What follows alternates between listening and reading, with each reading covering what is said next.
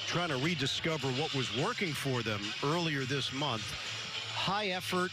That was certainly a trademark for the Nets as they started to find ways and create ways to win, beating teams they were supposed to beat. That was also something that stood out for Kenny Atkinson's squad. And a lot of that now is off the table. They're just trying to piece together 4 really good quarters.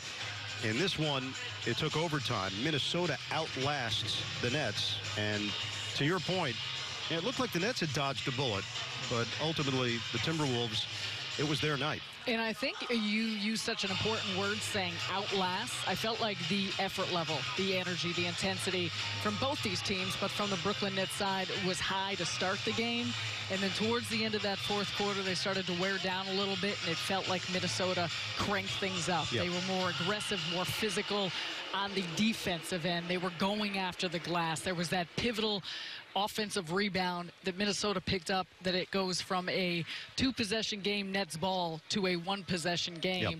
And everything kind of snowballed from there. And for this Nets team, you know, it felt like it was back to the drawing board after that Knicks loss, then once again in Houston. And now there's really going to be a turning of the page and some soul-searching, looking at the film and what can they do in terms of the little things. And that's what games like this are all about. Some nights isn't going to be your night necessarily from the three-point line. Sometimes it will be the opponent's night, shooting hot, but more it's about the little things that you can take care of, and especially taking care of the basketball. And Kenny Atkinson made the point after the Houston loss.